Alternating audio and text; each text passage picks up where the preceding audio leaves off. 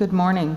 The July 13th, 2021 meeting of the Charter Authorizing Panel is called to order. I'd like to welcome everyone to the Department of Education auditorium and ask you to please silence your electronic devices. I believe we have a pretty quick meeting in front of us today. We have some expedited digital learning plans and then a few additional amendments that will need to be discussed. So, Good morning. Can you hear me? Yes, sir. Are you able to hear us, Dr. Williams? I can. Okay. All right. We will facilitate a fair and responsible hearing, and I'll ask that anyone that's coming before the microphones today to please state your name and speak clearly into the microphone. Good morning, panel members. All right, if you will look at our consent agenda, and the first item are the minutes from the June 2021 meeting, and I'll accept a motion or if there are any revisions.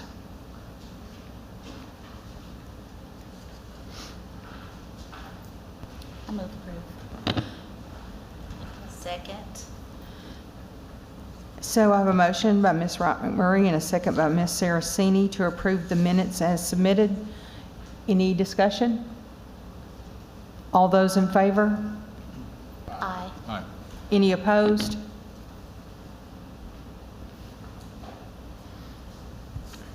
Okay, agenda item number 1. Mr. Johnston, you're recognized. Ms. Kaufman, before we move forward, we're going to discuss the possibility of a special meeting, or is that when? Mayor Claire, you want to join us? I didn't know if that was, is this the appropriate time to bring that up?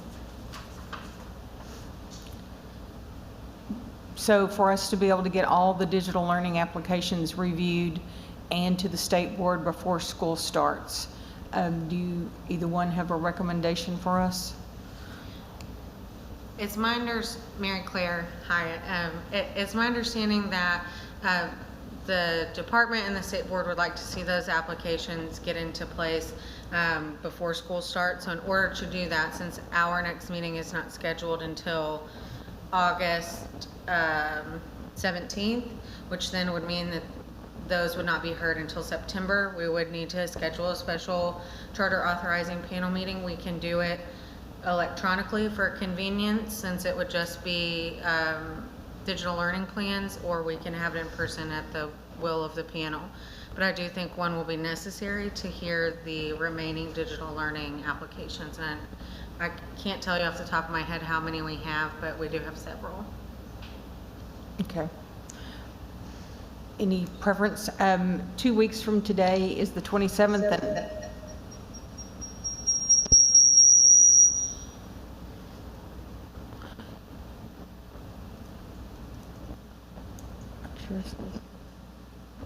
So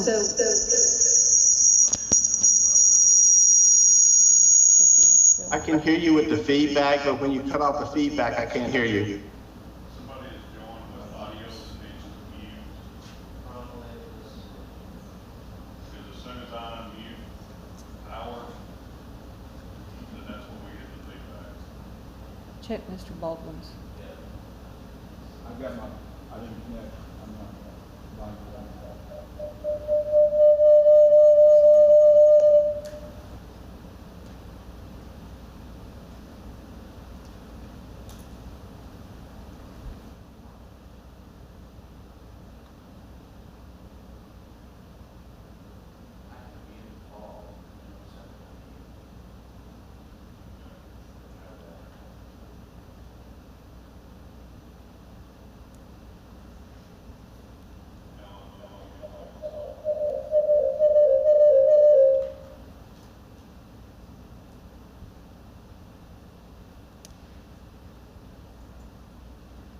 Okay, let's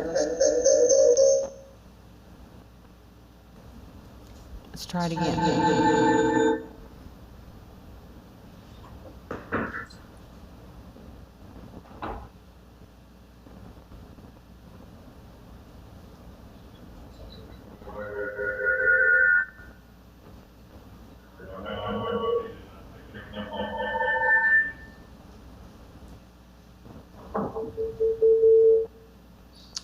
It's not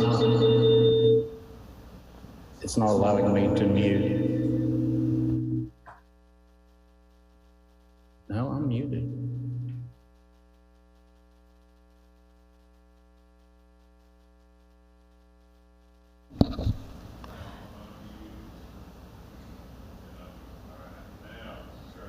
All right, we'll try this again. So, Mary Claire,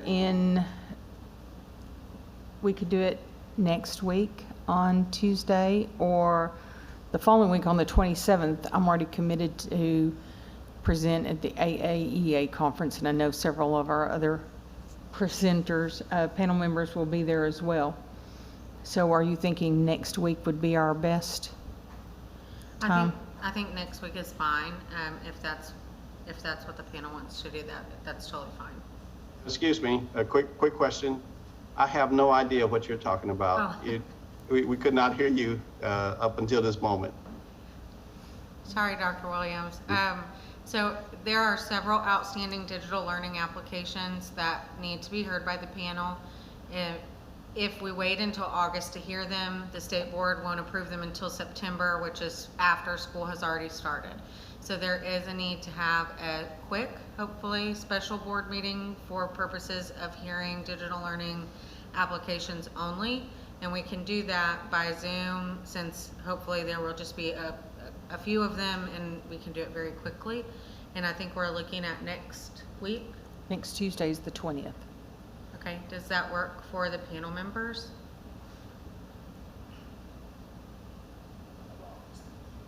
Okay.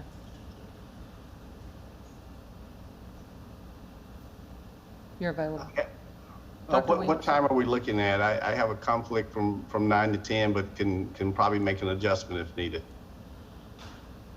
We could do 10:30 if that works. Yeah, we could do 10:30, or we could do that afternoon if Representative Hodges could join us. I don't know if he's available. Afternoon? The afternoon? Yeah, 10:30 would definitely work for me, or the afternoon would work. Okay. We will get it scheduled for the afternoon if that is all right with the chair. Excellent, thank you. Absolutely. While you're here, anything that you need to overview, any procedures before we get started? So the only actual amendment request besides digital learning plans that is on the agenda today is Friendships expansion requests that you all heard last month. So because they've already presented and had their full hearing, and the only reason they were moved is just so we could make sure that Pine Bluff got proper notice, there won't be a need to have an entire new hearing. Just ask any remaining questions if you have them. If you do have questions, it would be best to swear in the person who's going to respond to the questions, but otherwise they don't need another full hearing. On the digital learning applications, we haven't been doing full hearings because we're trying to do it in an expedited way. If you've got questions, you can just ask them of the representative that's here. And then Cabot will need to swear in, Yes, but we could do a modified hearing for them as well. absolutely. I do think they have a presentation, so you'll want to give them, they'll have up to 20 minutes to give their presentation, but of course, we've been doing it kind of on an expedited timeline for efficiency. All right.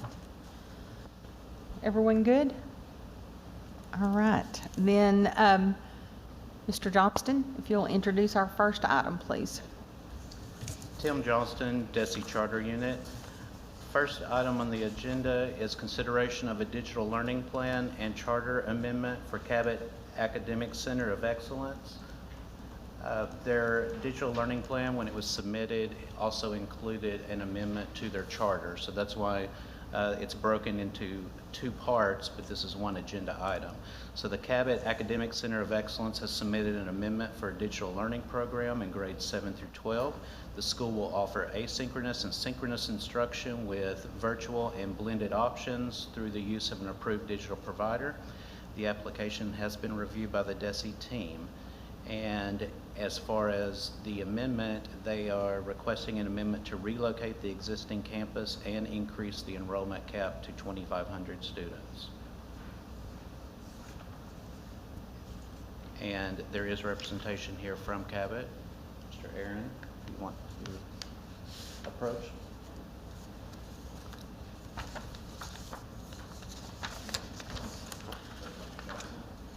Good morning. If you will raise your right hand.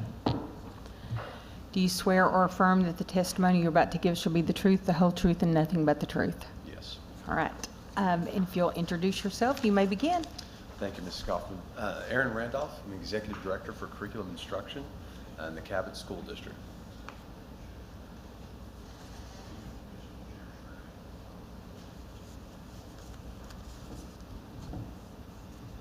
And I appreciate you all giving me the opportunity to represent the district today and speak about kind of our desire to grow our conversion charter school, to offer a good digital option for students in our district. Some things we've learned over the past year with COVID, digital learning, and in all honesty, some things that we'd like to get in place for this school year. Our charter renewal comes up this fall, as a matter of fact. We'll be back in front of this panel, I think, in December. And so there's just some things that we want to put in place to really get put in the right position to have a rebranding of sorts next year. We can talk more about that later on. All right, do I need to press the slides, or how will that work? Okay, thank you. And so again, I appreciate you all for giving me this opportunity. Did want to share with you all the mission statement for ACE. We have had a conversion charter school in Cabot School District going on 17 years now, and the mission statement has been changed a little bit, but still remains consistent in that we want to promote high quality and rigorous academic achievement through the development of individual student strengths, talents, and interests with an emphasis on mastery learning, self-discipline, social and emotional development, and parental involvement. And I will tell you, ACE as a charter school was founded with the idea that we have some students that don't necessarily excel in a regular environment, and we wanted to give them another place, another spot. And ACE as a whole is set up as a hybrid learning opportunity for students in 512. We do have an ALE component, so we do have some at-risk students that we cater to specifically, but every student that comes through ACE, unless that they are really placed in that ALE environment for one reason or another, we require them to be on campus for a minimum of 9 hours a week, and we were pretty flexible with them within that schedule and everything else. But one thing that we have learned this year is that digital is a little different. And so we wanted to add something to that. I did want to share with you all just our enrollment numbers from last year.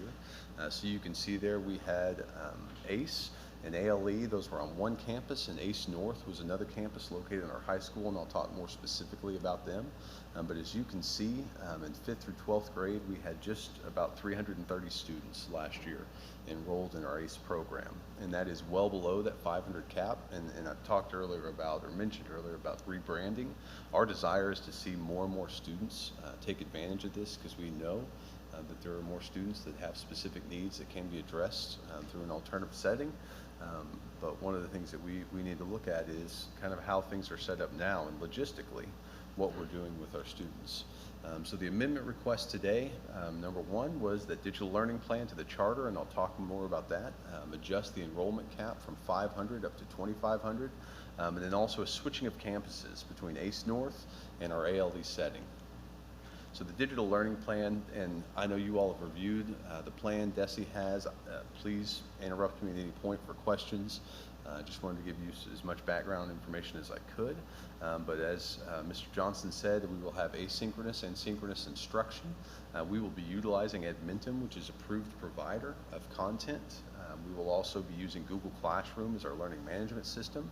In the past, we have used Apex as our provider at ACE, and so moving to Edmentum, we did a really thorough review over the past year and a half of the curriculum options that are out there, and thankfully Edmentum is one of those approved digital providers, and also we felt like from the support pieces and the individualized instruction, it was in a much better spot for our students than the Apex program was.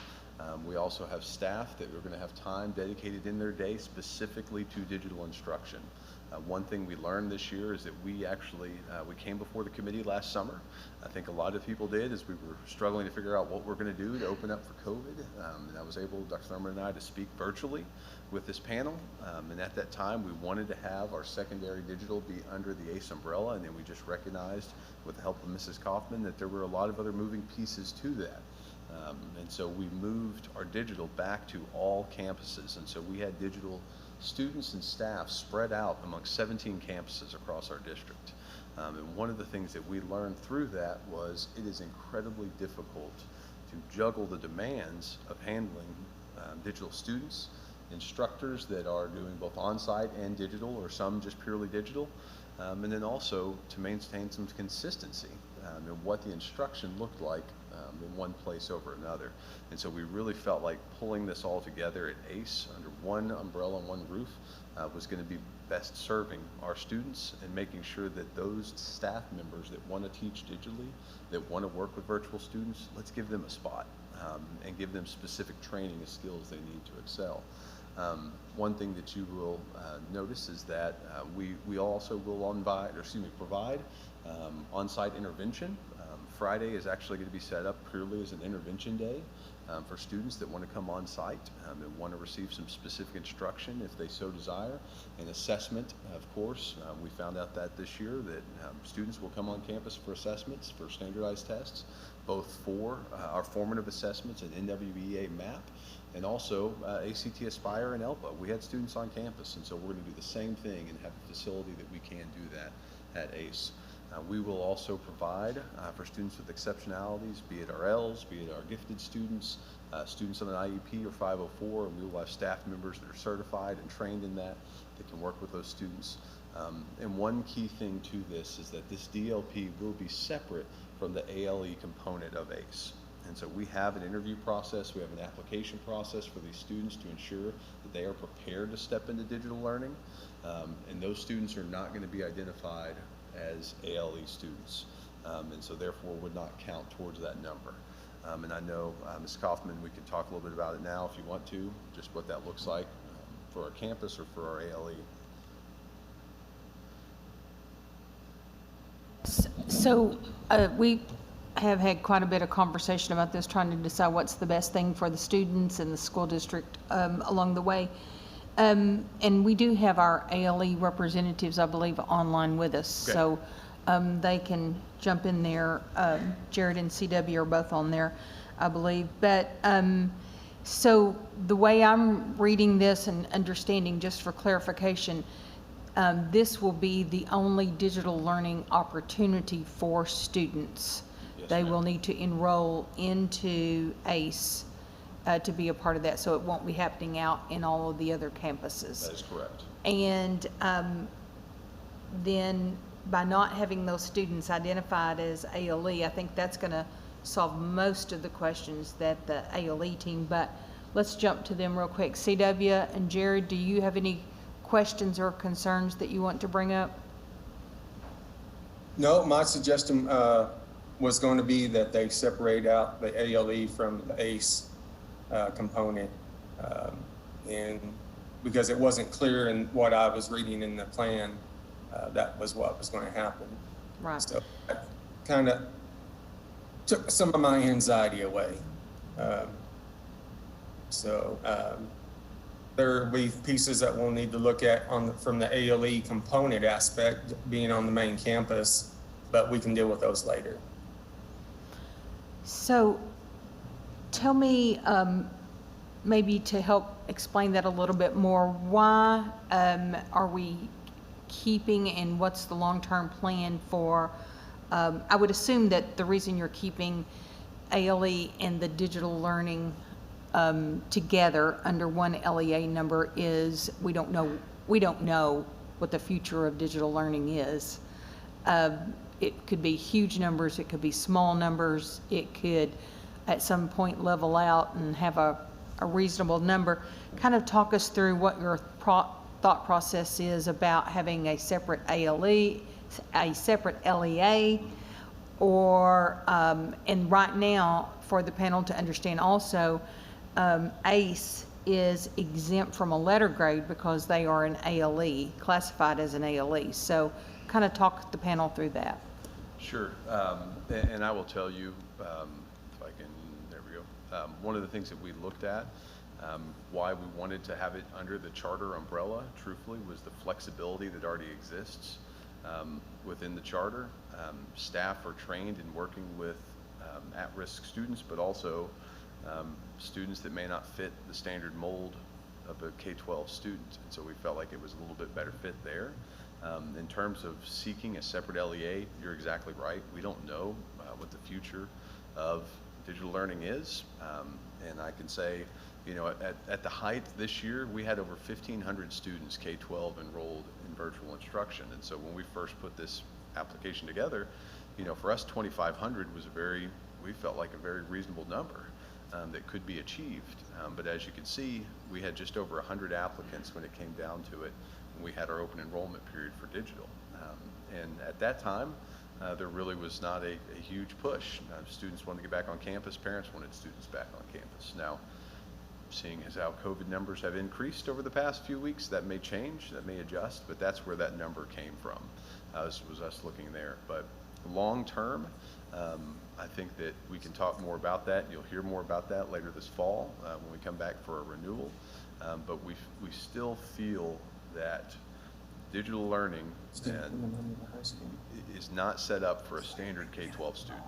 For someone that is ready to walk in the door and thrive in a school setting, that may not be ideal. And so it just kind of went hand in hand with us for those students and for that program that they would be, you know, put together. And that's where, did that answer the question, Scottman? A little bit about, is there going to be, you've got 101 applications right now. Talk to us a little bit about what's the flow. Will students be able to move in and out, back to on-site, move into virtual learning? Sure. So another highlight for us of having the digital under the ACE charter was that the transition, truthfully, if a student did want to come back on campus, is that our goal would be to move them at ACE, where we have a hybrid setting. So it's not necessarily 8 o'clock to 3:30, 5 days a week, but they have sort of a hybrid environment that they can come back 9 hours, 12 hours, 15 hours, that we can transition them. And if they do decide that, and we decide collectively that it's best that they be back on site full time, then we have a process currently that students come to ACE or may go back to a traditional campus. And there's an application and a transition period that we use. And we're comfortable and various administrations work with our ACE staff. And Mrs. Jones, who's our assistant principal, and Mrs. Carrie Lair, wanted to be here today, but they're actually at the ALE conference. And so they're working there, but they have a really strong relationship and communication with the counselors and administration at our other campuses. And so that's where we would see that being able to thrive there. I will say, we will probably end up opening up applications for online again at some point.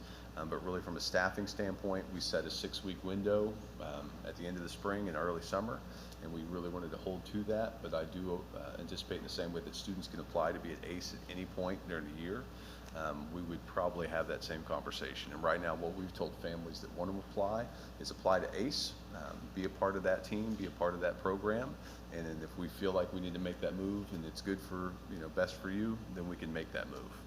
So that would be, but again, ACE would kind of be that transition point for our students. And again, a little bit easier because that was one of the other issues that emerged last year with students going on-site and digital, you know, in the midst of a year. And as many times as we tried to hold firm on things, life happens and you've got to make exceptions. And so it did create some problems for our staff during the school year. Just a little bit more about relocating the campuses and your enrollment cap request. Perfect. So the enrollment cap increase again, just right now is that we are at 500 and anticipating that we would have much more digital requests than we did. We wanted to raise that cap and to a 2,000 more student threshold. We didn't hit that number with applications, but I will also say, mentioning what I did earlier about the rebranding that we hope to bring up in the fall to this panel, we anticipate having much more involvement in ACE. We want to grow that program, and so this 500 to 2,500 cap just gives us that flexibility to do so. We have a lot of students that we think are looking for something different, and especially as we start looking at what students are pursuing via homeschool or other routes, we want to be able to offer something in district that would be different than what's going on the regular campus. So that's where we came up with that 2,500 student mark.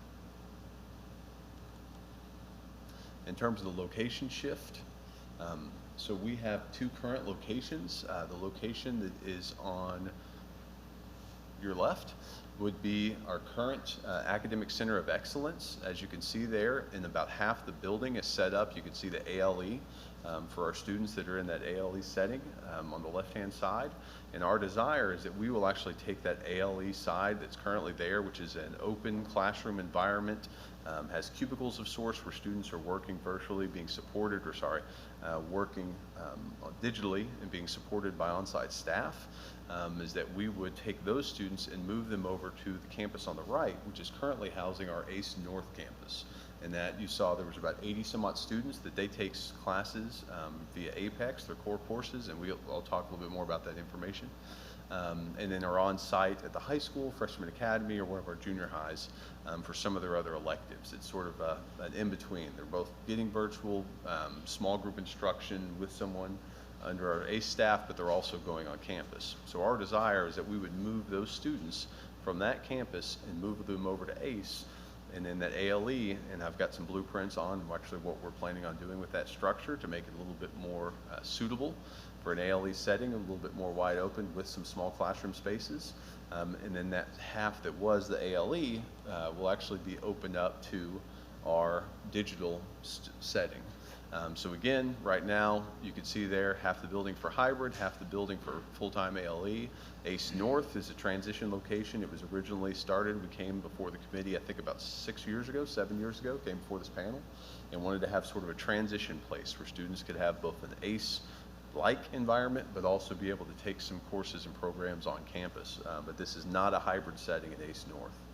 And so our desire then is to move those ACE North students and program back over to the ACE and what we're calling our Cabot Panther Digital Academy on that campus. And then our ALE, our 512, will be located on the high school campus. And regular ALE staff will be there on the CHS campus, but we'll also have 512 staff members can push in there periodically, depending on what the specific needs are of students, where there's a desire, if there's something else that they need. It's just a lot more centralized for us. It's also directly across the road from central office, and so it's a little bit better proximity for us in case issues arise. The CPDA side, one other thing that I do want to point out is we will actually offer transportation. That is one thing that we've offered in the morning and afternoon for our ACE students. Again, it's a hybrid setting, not set up for an 8 to 3:30, but knowing we have students that have been on campus 5 days a week at ACE North, we want to still offer them that same environment. So we're actually offering transportation to all our other campuses. Every period there will be buses running between ACE and those other campuses, so they could still take courses at ACE, still have that small group environment, but if they want to go take, if they want to go be involved in, we have a wonderful case agri program, so if they want to take some of our CTU courses on campus, then they've got the opportunity to take the bus to do that. And that's where our proposed shift in the locations is going to be.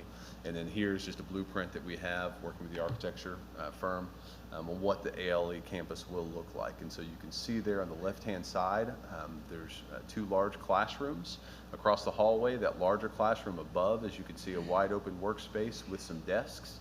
That'll actually be set up for, I think 912 is the way I have it drawn up. And then that smaller campus, because of our numbers, would be set up for 5-9 students or 5-8, just depending upon the class numbers and the number of students that are at ALE at that time.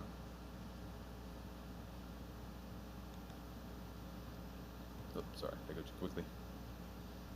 How many students are typically in your ALE program at a time?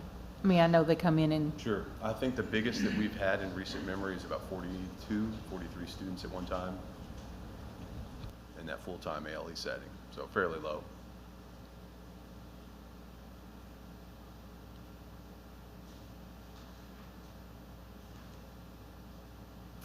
again, just some key things that I brought up earlier about the DLP for ACE, flexibility offered in the charter, the current minimum of 9 hours of direct instruction. It's just a little bit easier from a hybrid to a fully digital or vice versa.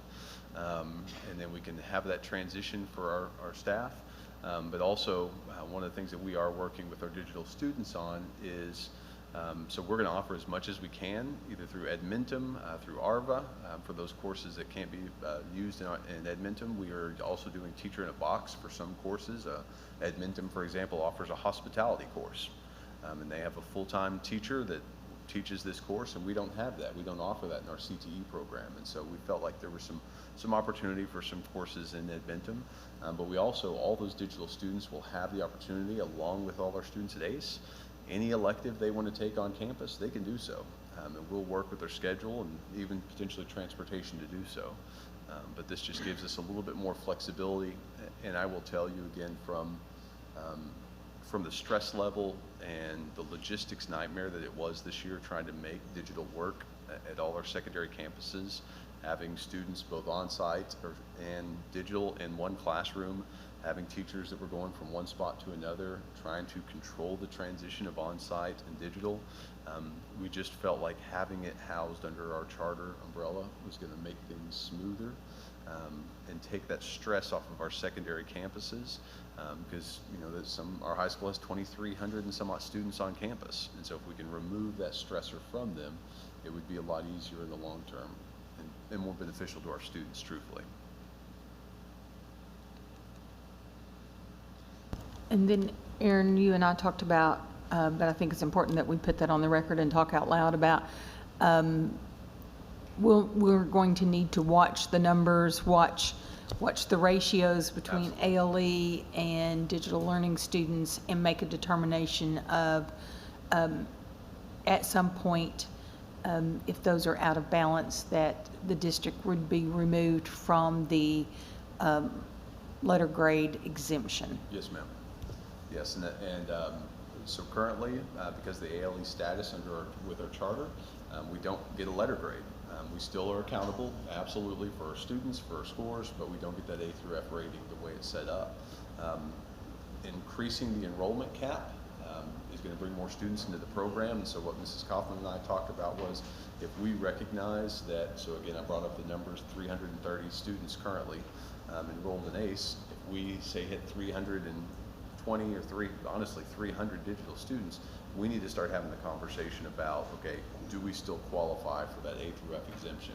And I think the rationale would be, if we get more digital students than we have ALE students, then that answer would be no.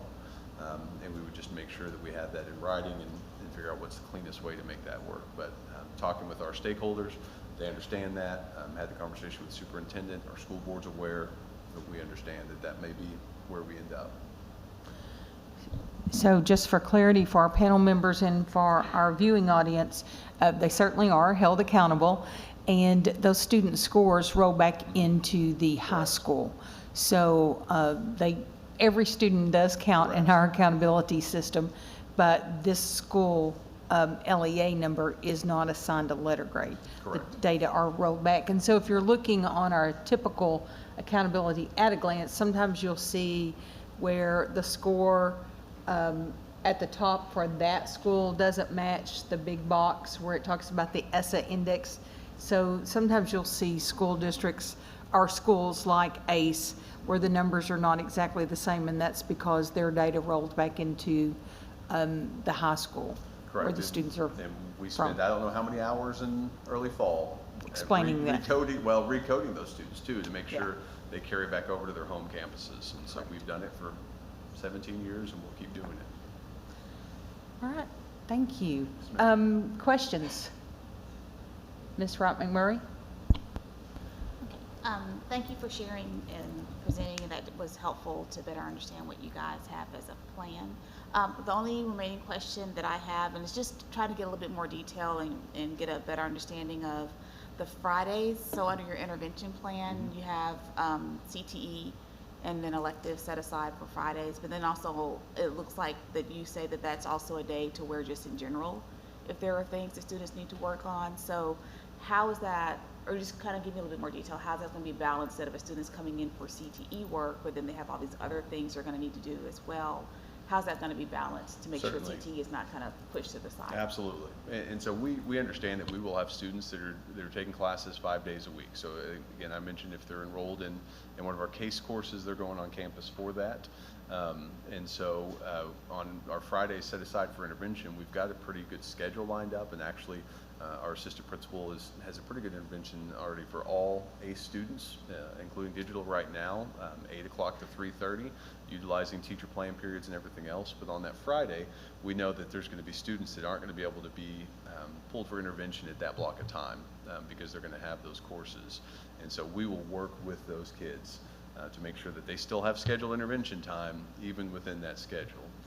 And that CTE is also set aside. We have a staff member on campus right now, Mrs. Beverly Williams, that she works with our CTE students, and she's our JAG sponsor for that campus. And so she would also have that availability. That would be her supervision time, so she could go out and see students on campus if they weren't set up for intervention too. Yes, ma'am. Thanks. And so, sorry, just one more question. So, I'm glad you mentioned JAG, 'cause that was my other question. So the students that are doing the virtual digital pieces, they also still have access to Absolutely. JAG and the JAG specialists and all the Absolutely. resources there? Yep. Okay. Yeah, we are not precluding students that are digital or hybrid have the opportunity to sign up for any other courses that anyone else on our campus would. Ms. Saraceni, any questions? Just to clarify one time for me, this is 712, correct? Correct. And it's separated from the ALE, that's 512, correct? Okay, just wanted to make sure that Yeah, that was we my had grand understanding. visions of doing it K-12, and then I shared the numbers with you when we had 24 students, K-6. It was very hard for our school board to justify, making that a viable option for our students. Yes, ma'am. Dr. Williams, do you have questions? Yes, what's your K-12 enrollment? Total K-12 enrollment, we're at about 12,400 at the moment, give or take. Okay, thank you. I was just looking to see what the 2,500, what percentage of that would be. And this seems reasonable. Thank you. Yes, sir, thank you. Mr. Baldwin? I saw in your student support section that you all are planning to review grades weekly, and you have a level 1 and a level 2 for kids that are struggling, I guess, to get extra support. Talk to me and explain to me a little bit more about the weekly review. Is that just the teacher reviewing it with the student, or tell me how that works? Sure. So the weekly review, there will be time for students and teachers to have that interaction. We also will have an SST and a student support team, RTI. I can't recall exactly what this campus is, the verbiage they're using, but they're going to have those weekly talks about students as well to determine, because we may have one student or a student that has a math teacher, but it's important that that math teacher know how that student's doing in English and doing in social studies and so on and so forth. So they're going to be part of those weekly conversations. And then whoever the home teacher is or advisor, they'll be the ones to work with their students on that. Thank you. Very good. Yes, sir. Flowers? My question is similar in regards to the level 1 intervention. When you talk about under student supports, students who do not excel at pre-digital, hybrid may be best, so do you utilize the same monitor academic policy as well for them? Yes. Okay. Yes, sir. And that was one of the things that I think was so difficult for us with digital learning, especially during, did I say during the pandemic? Are we out? I can't remember. But we're in, okay. But especially last year, that was difficult for us was that it was very hard for us to be able to tell families that this isn't working. We did home visits, we did everything we could, myself included, central office staff going out to work with families. And so what we want to do is to keep such a close hand on those students, because we don't have, physical interaction with them. So they're going to get the same support, and we're going to have that constant communications. And where, again, ACE works a little bit better in this way because I think they've been interviewing, and interviews usually take anywhere from 30 minutes to an hour and a half. With students to determine, what's the best setting for them to go into this route, make sure that support's there. You bet. Any additional questions? Then I think we're ready for a motion. I move approval. Second. So a motion by Ms. Wright McMurray and a second by Ms. Saraceni to approve the application as presented. Any discussion? All those in favor? Aye. Aye. Any opposed? All right, panel members, if you'll go to your voting sheets and enter information. And while they're doing that, I'll just say that, as always, we're always impressed with the work that's going on there. And I'm really excited about having this conversation in the fall about what we're seeing at the beginning of the school year and knowing kind of what the adjustments may need to be and what your future plans are and what data we're going to need to collect to know the most important information. So I look forward to that presentation as well. Ms. Scottman, the panel, I appreciate the time. Appreciate your support. All right.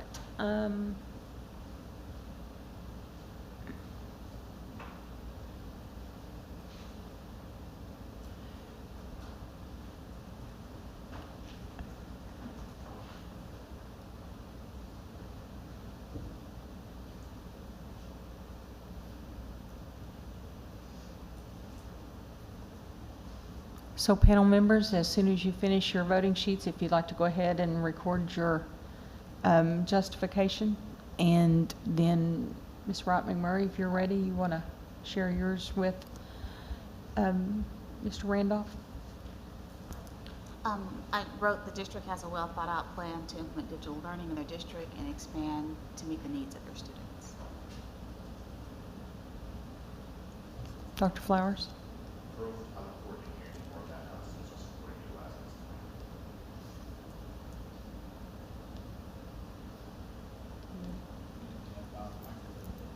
Go ahead. Mr. Baldwin? Thank you. I vote for the application. It was a good presentation. I think it will work well for students. Ms. Saraceni? I support the Cabot Academic Center for Excellence amendment because it's a well thought out plan. Dr. Williams? I'm off mute here. Yes, I support the motion. This will provide both students and parents additional educational opportunities during this hopefully post-pandemic time.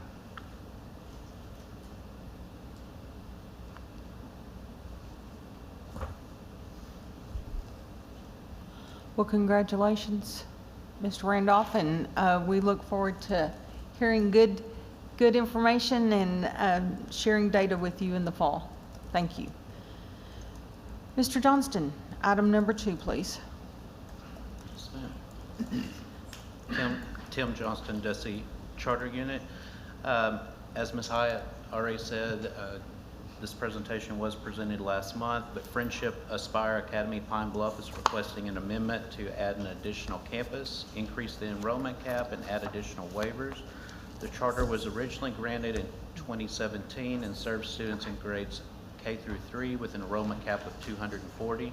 The charter has been approved to expand to grade 6 and increase the enrollment cap to, that should actually be 480, and I will get the minutes corrected.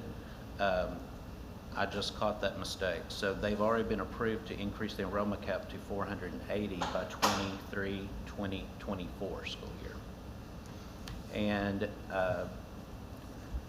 Fong Tran, Superintendent, and Virginia Perry Henry, Deputy Superintendent, are both here in person if you have any questions.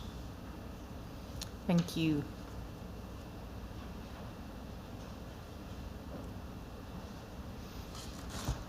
Good morning. Good morning. How you doing? If you'll raise your right hand, Yes, ma'am.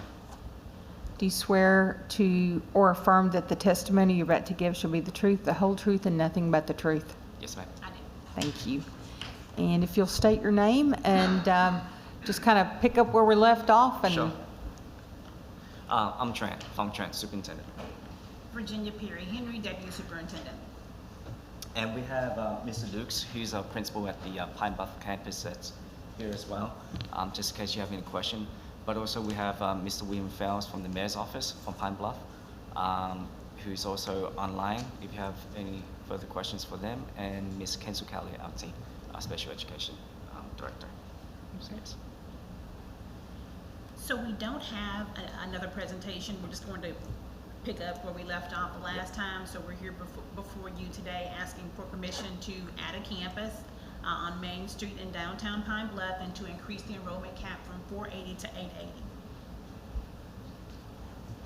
So if you all have any questions for us, we're here for that.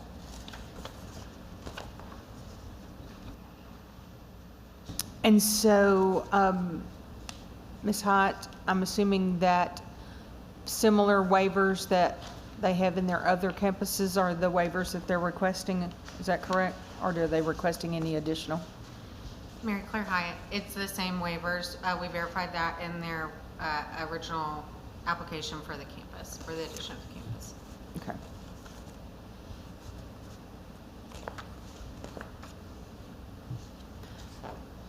And then the digital learning plan has already been reviewed by the DESE team and recommended. So, Dr. Flores, we want to start on your side. Do you have any additional questions? Yes, can you talk to me about the interest in the campus in regards to teachers? Certainly. In regards to teachers? Yes.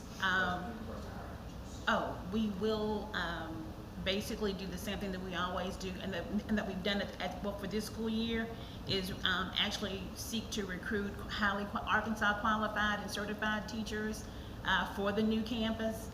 We advertise on Indeed, we advertise on School Spring. We have a great partnership with University of Arkansas at Pine Bluff and their teaching area. But on top of that, we actually also have an arm called the FIAT division, which is the French Institute for Advancement of Teaching. What that does is so what we've been doing this year is that some of the teachers are not certified, right? So they're highly qualified, but they're not certified. So what we're doing is that providing professional development, getting them through the praxis test, because a lot of them have passed the course credits, but they didn't pass the praxis exam. So what we're doing is that's part of friendship, is that we getting them, this is after school hours, we tutor them on how to take the exam, like all those questions, so on and so forth, and what is needed to pass the exam so that they can get certified. So on top of that as well, we've been partnering with the UAPB to see, what can we do to help out with their incoming students. So, being that it's Pine Bluff, it's away from Little Rock, that's the teachers that we have there. But we are actually investing a lot in the teachers and the freshmen and the graduates that's coming out of UAPB and the development to make sure that they are certified. So that's what we're doing there as well.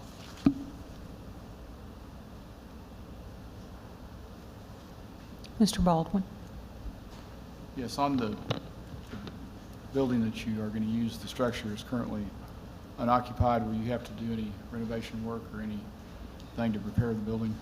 So you're talking about the new campus that we're looking at, or you're talking about the existing campus that we have? The new campus. So we will be purchasing, we're in talks in City Pine Bluff to look at some land down there. It's on Main Street.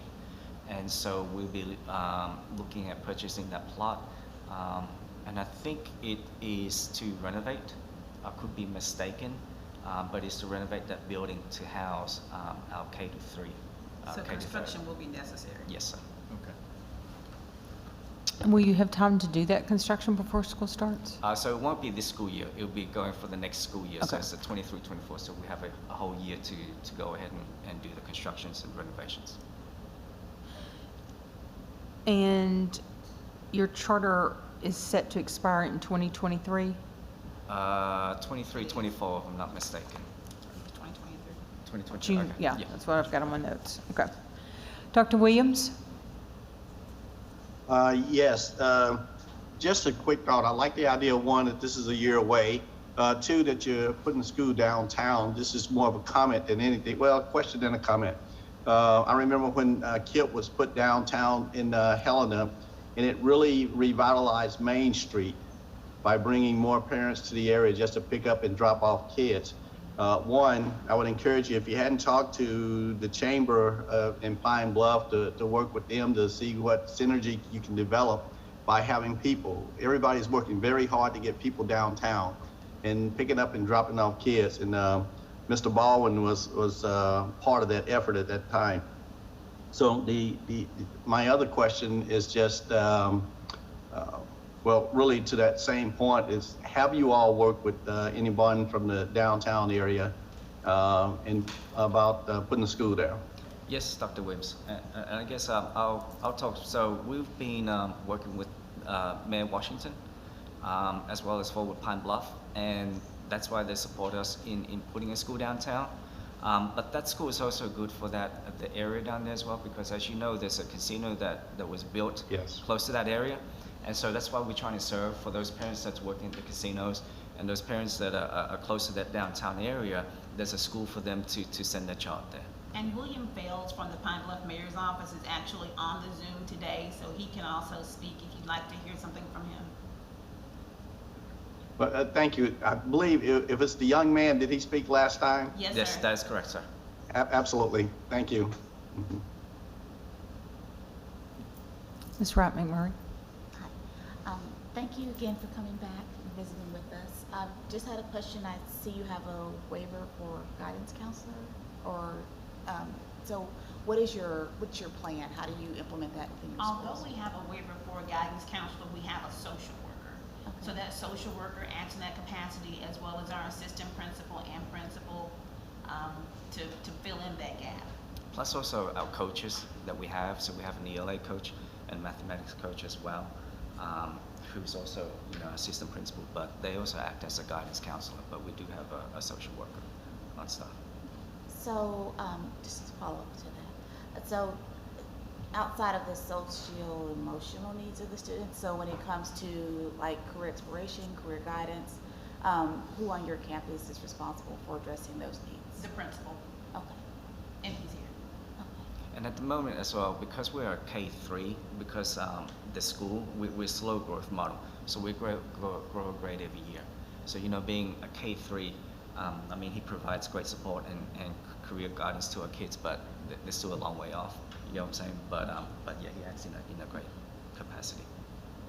Because I know we have some discussions, about Go ahead. Early interventions on career exploration and guidance and things like that. And so even though it is K3, as early as we can start having those conversations with students, we are encouraging that, so that when they get into the upper grades, it's not such a, this is an introductory conversation. He does have those conversations, and he could probably speak more to it than I can, but I know that he has groups and organizations that are focused on career exploration.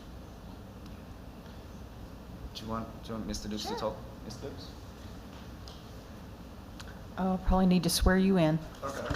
If you'll raise your right hand, do you swear or affirm that the testimony you're about to give shall be the truth, the whole truth, and nothing but the truth? I do. And state your name, please. Jason Dukes. I serve as the principal for the Friendship Aspire Academy in Pine Bluff Elementary School. To answer your question, Ms. Wright McMurray, we do spend a lot of time talking about career exploration. Actually, this year, all of our friendship schools actually adopted a social-emotional curriculum.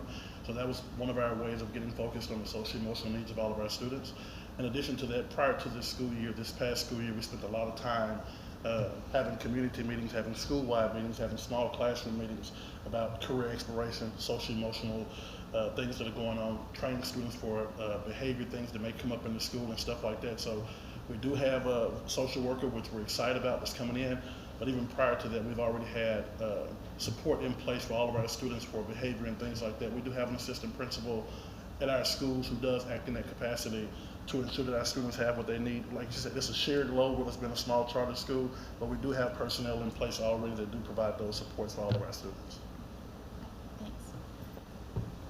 Is that it? Thank you. Okay. And in our last meeting, we actually rescinded the waiver for the guidance counselor because we got the social worker. And that was my other bit of confusion, because I was like, I thought, but I've slept since then. You were so, right. so I was like, I thought that you guys did, but it was We like it was did. still on there. Okay. Yes, All right. Any additional questions from the panel? Then I'll accept a motion. I move approval. Second. So I have a motion from Mr. Baldwin and a second from Dr. Flowers, any discussion? All those in favor? Aye. Aye. Any opposed? Motion passes. If you'll Thank give you. us a moment to respond. Appreciate you all. Thank you. Thank you.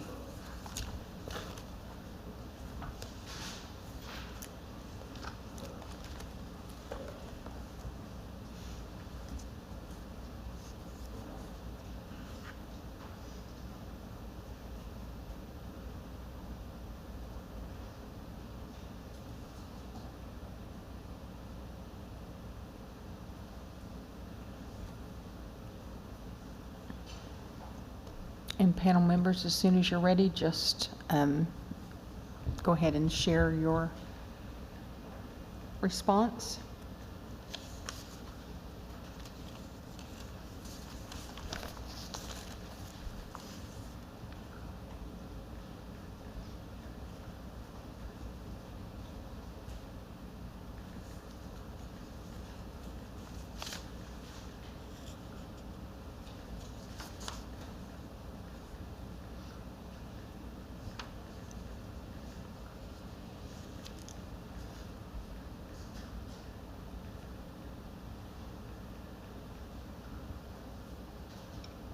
I'm having trouble accessing my voting sheet. I can't get it to move from the previous one on my laptop.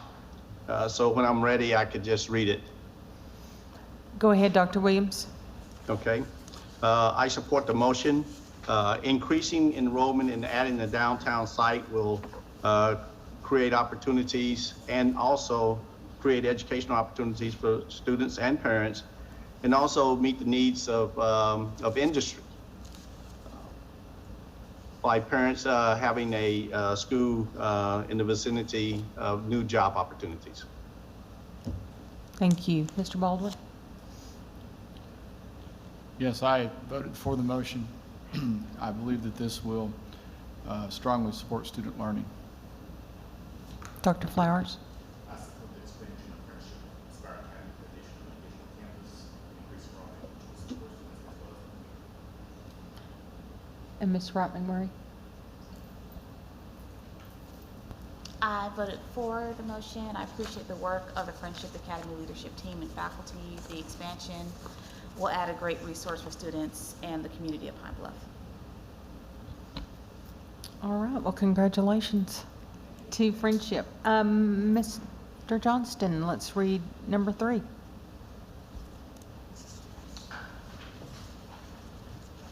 Okay, next item is Friendship Aspire Academy Pine Bluff has submitted an amendment for a digital learning program in grades K through 5. The school will offer asynchronous and synchronous instruction virtually through the use of an approved digital provider and licensed district staff, and the application has been reviewed by the DESE team. And Mr. Tran and Ms. Henry are still both here. If you have any questions. And just as a reminder to the panel, this is a part of our expedited digital learning process, and they have been, all plans that are before you today have been reviewed by an extensive committee who takes great time to do detailed reading and note making and communication back with the school districts. So we'll just start with, are there any questions by the panel members? Dr. Williams, any questions? Gentlemen? I'll accept a motion. I move approval. Second.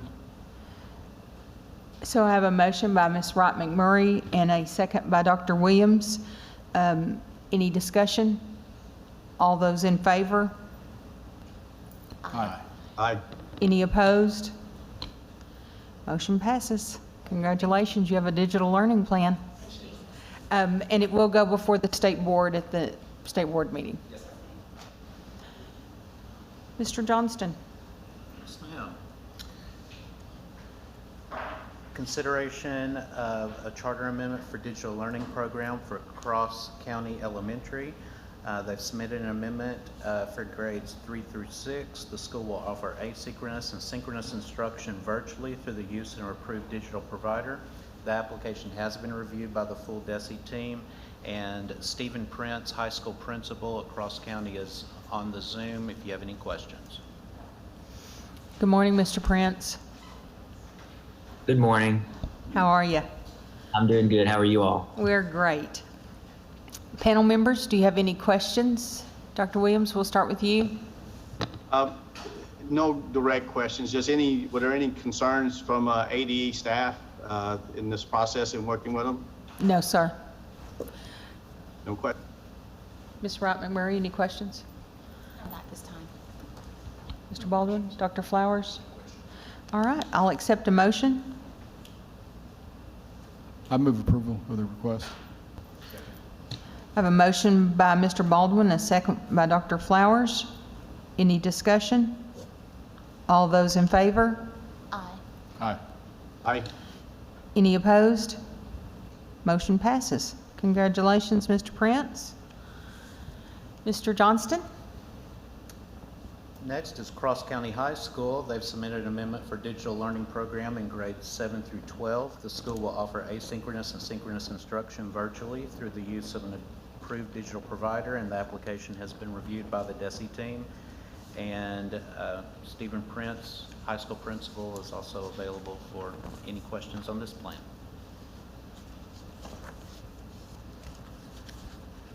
Any questions, Ms. Wright McMurray? No. Mr. Baldwin, Dr. Flowers? Dr. Williams? None. I was looking for, when does the Cross County charter expire? I think the elementary is coming up this current December, I believe, and we just renewed the high school. And what did you say about high school, Mr. Prince? It was just renewed. We just renewed the high school, and the elementary will be up for renewal this coming year. So the expiration year for high school is?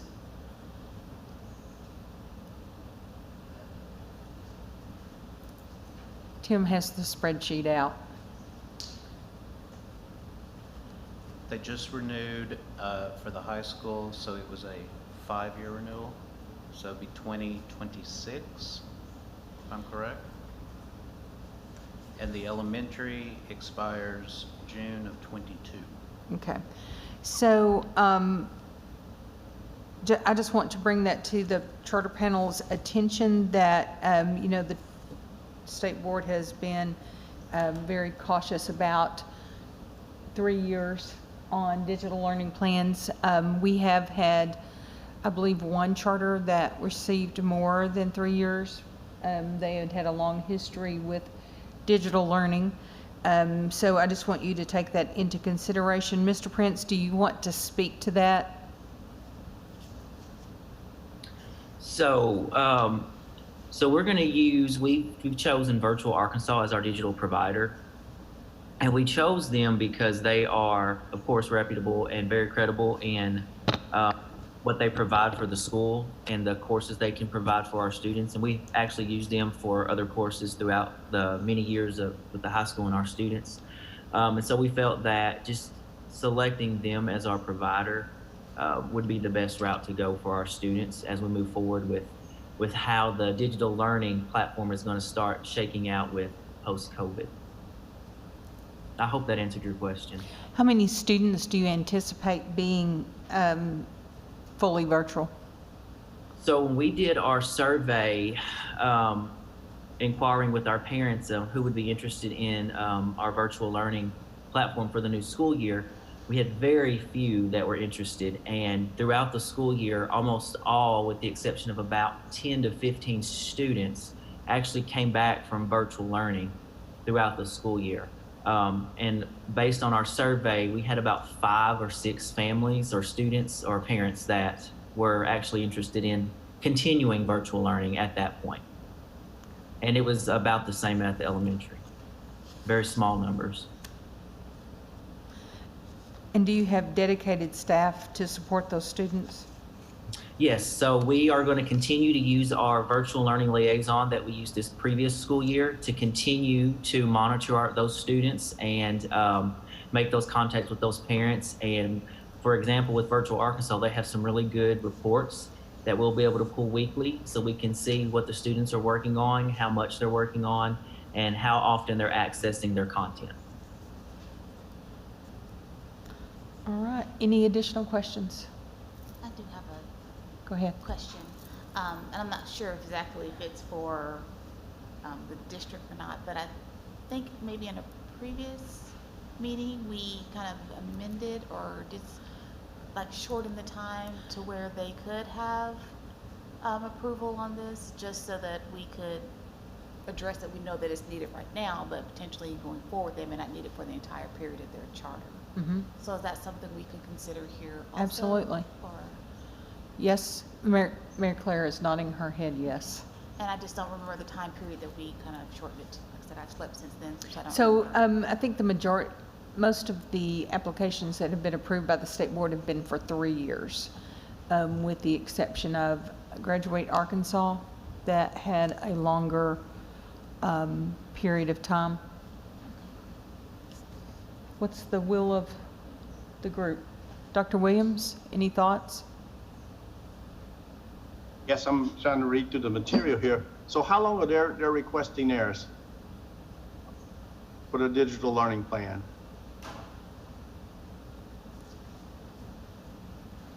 Oh, wait a minute.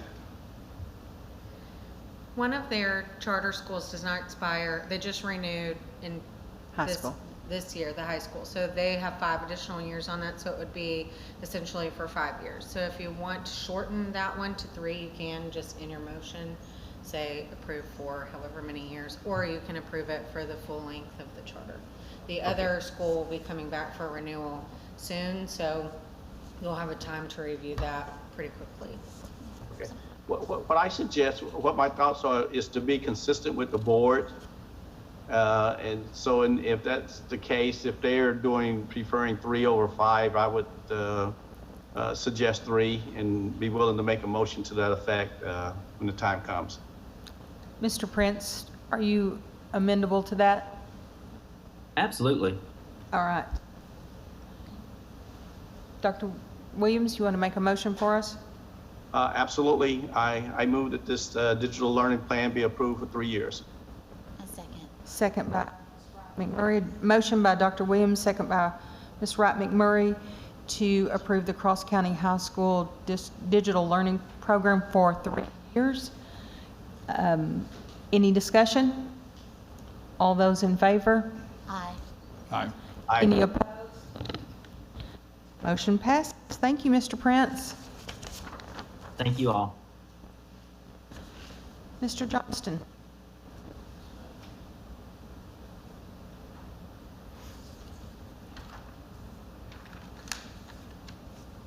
Next is ScholarMade. ScholarMade Achievement Place of Arkansas has submitted an amendment for digital learning program in grades K through 9 for all campuses. The school will offer asynchronous and synchronous instruction in a blended format through the use of an approved digital provider.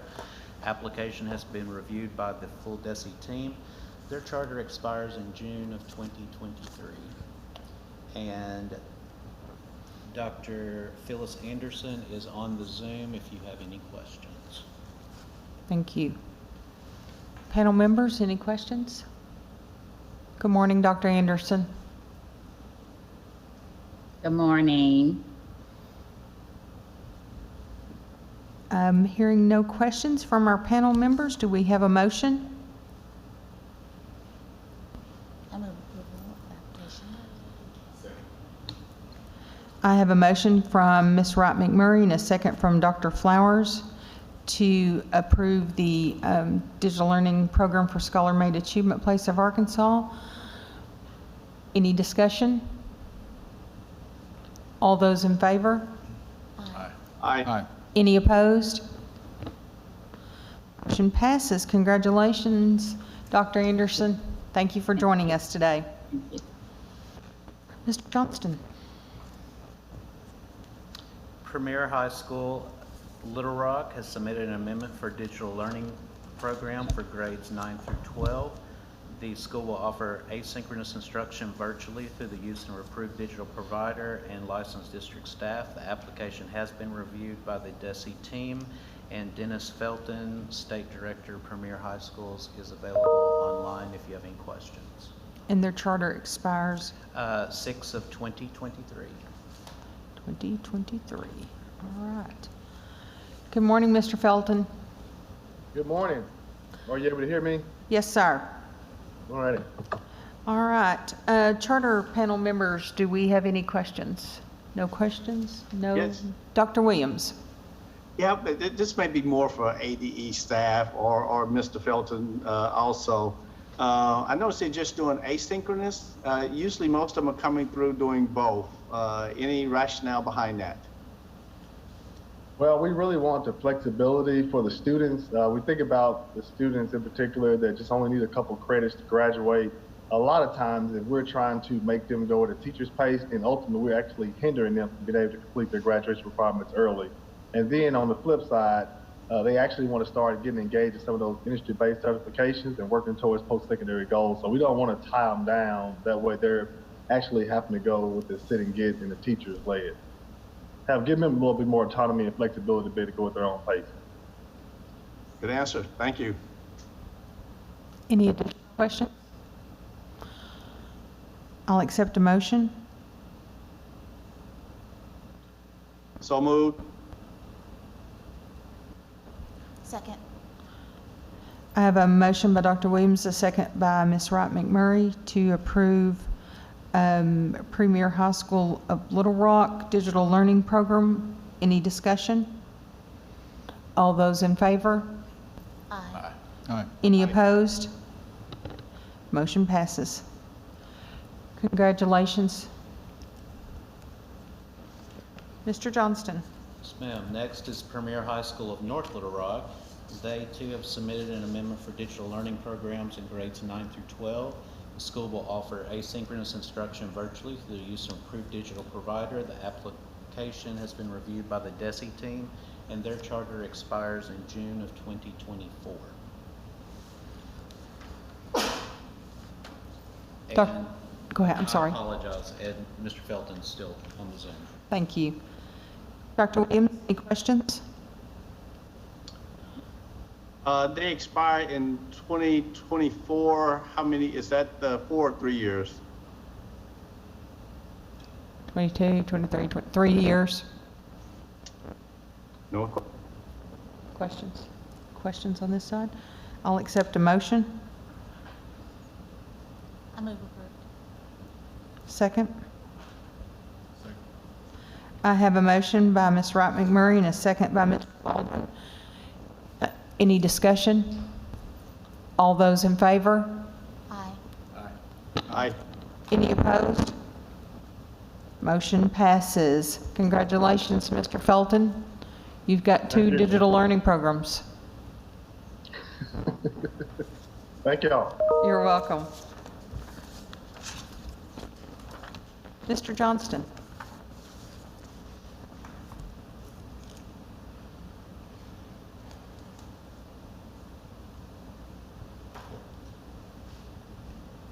You should have all received an email from me that the Gentry was pulled from the agenda. Okay, so last is Batesville High School.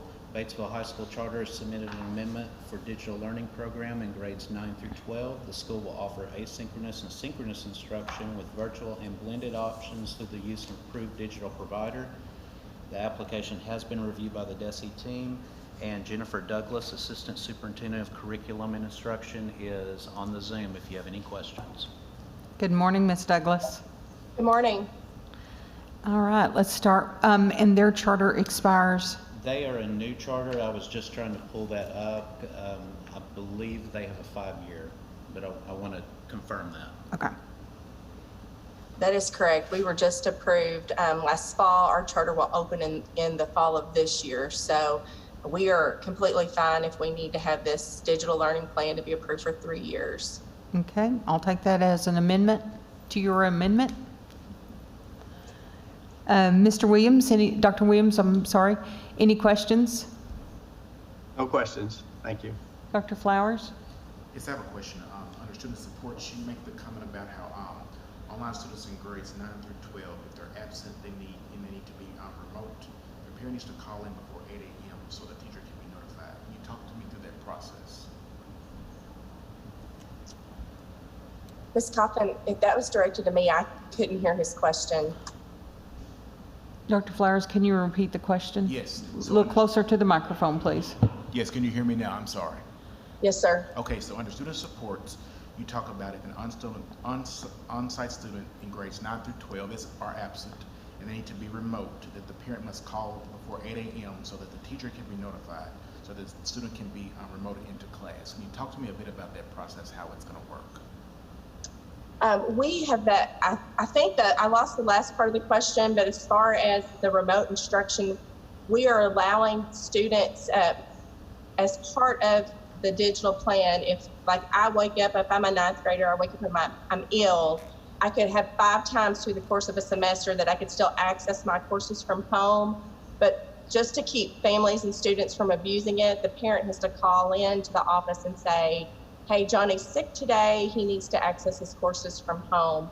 We did that last year, and the flexibility is great, but we also just wanted to make sure that we didn't have students abusing that privilege to be able to access courses from home when they could, when they were maybe too sick to come to school, but they felt like still doing learning that day. They will just Google Meet into their classroom and hear that instruction as it's happening in the class. Does that answer your question? Yes, it does. Thank you. Mr. Walden? Ms. Wright McMurray, any questions? No.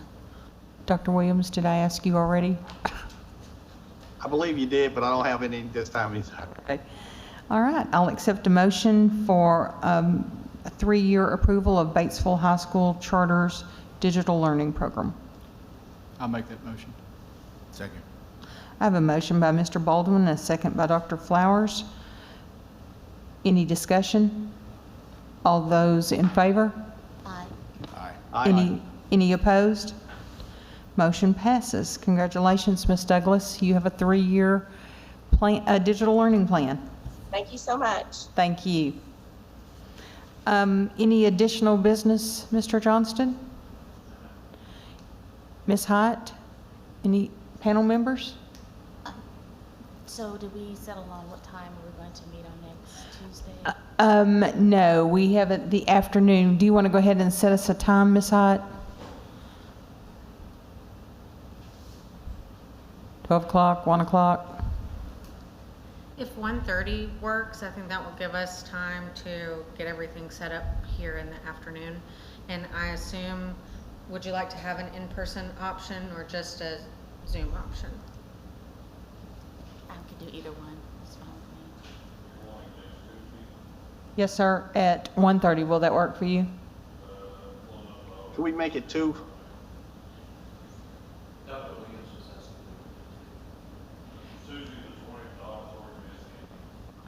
Did you say 2, Dr. Williams? Yes.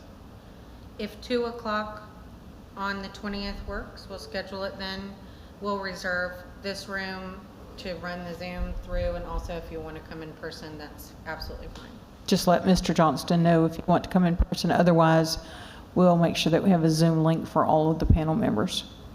And we will probably be updating the agenda until last minute, just so we can get as many on the special meeting as possible. If we've added any within 24 hours before the meeting, we'll be sure to point those out to you. All right. Thanks. All Thank you all right. for your flexibility. Thank you all. You're reserving the room for us, Dan? Okay, we'll take care of it. I need a motion to adjourn. So moved. Motion by Ms. Wright McMurray, a second by Dr. Flowers to adjourn. All those in favor? Aye. Meeting is adjourned. Thank you, everyone, for participating today. We appreciate you so much. Great day.